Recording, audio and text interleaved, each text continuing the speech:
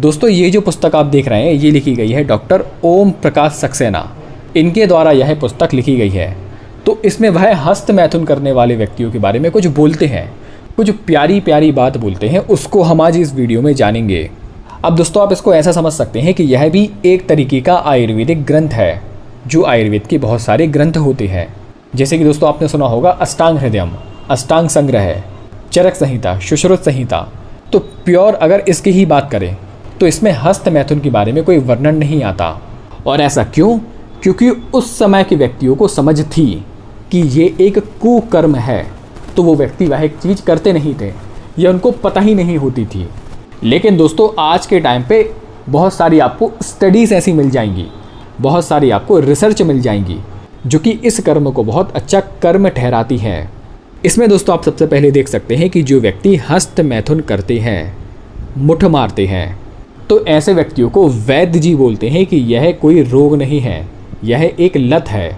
और इन्हीं प्रकार के व्यक्तियों को वह बोलते हैं लतिया। और आगे वह बोलते हैं कि 100 में से एक व्यक्ति हस्त मैथुन नहीं करता। लेकिन वह एक व्यक्ति कौन होता है? वो होता है नपुंसक।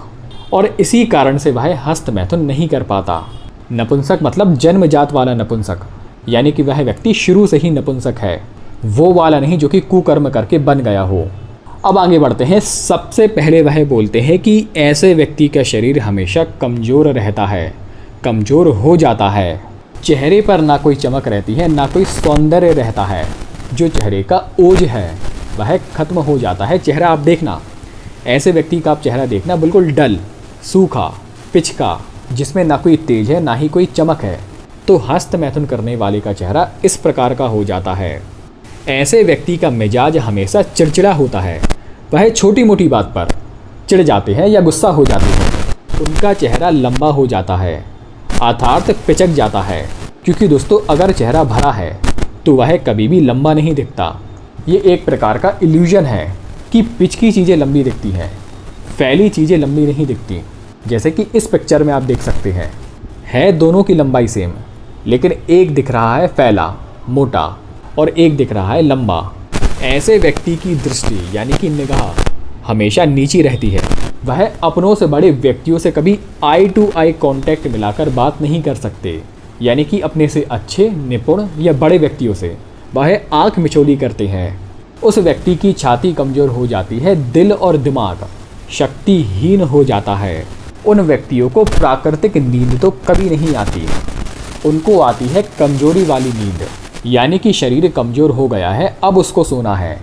एक होती है शरीर के मेहनत करने की बाद वाली कमजोरी, और एक होती है परमानेंट वाली कमजोरी। तो ऐसे व्यक्तियों को या तो दिन हो या रात हो या सुबह हो, इस प्रकार के व्यक्तियों को हमेशा नींद ही आती रहती है। और जब उनको नींद आती है तो रात में उनको बुरे बुरे सपने आते हैं, घबराने वाले सपने आते हैं, या हम बोल सकते हैं उनको नेगेटिव सपने आते हैं।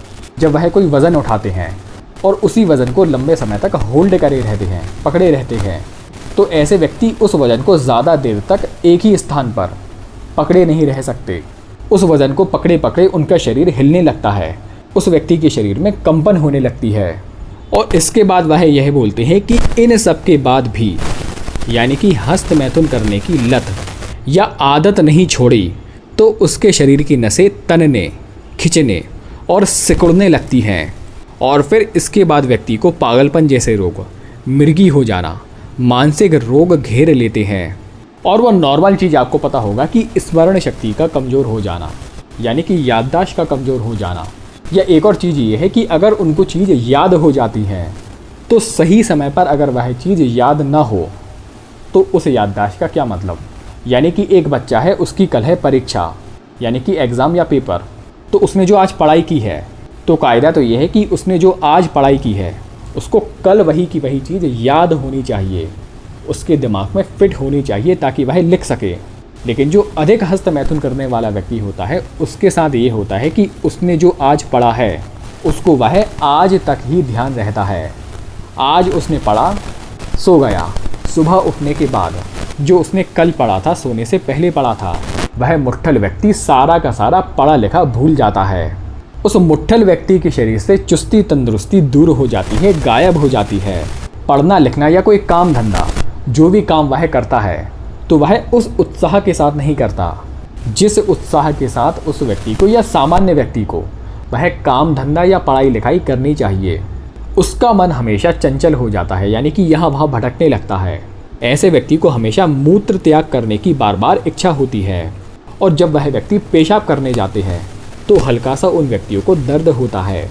बात बात में उन व्यक्तियों को बहुत संदेह होता है, वहम होता है। और भी दोस्तों आप डिटेल में देख सकते हैं, विस्तार में आपको सारी चीज़ें नीचे लिखी हुई मिल जाएंगी। चूँकि वीडियो बहुत लंबी हो रही है, नॉर्मली आपको पता होगा कि हम इस तरह की वीडियोस बनाते नहीं हैं, इतनी लंबी वीडियोस नहीं बनाते। इसलिए अगर आपको और पढ़ना है तो नीचे पढ़ सकते हैं, इसका एक स्क्रीनशॉट ले सकते हैं। तो दोस्तों आशा करता हूँ कि आपको यह वीडियो पसंद आई होगी। आपने वीडियो यहाँ तक देखी, आपका बहुत बहुत आभार, धन्यवाद।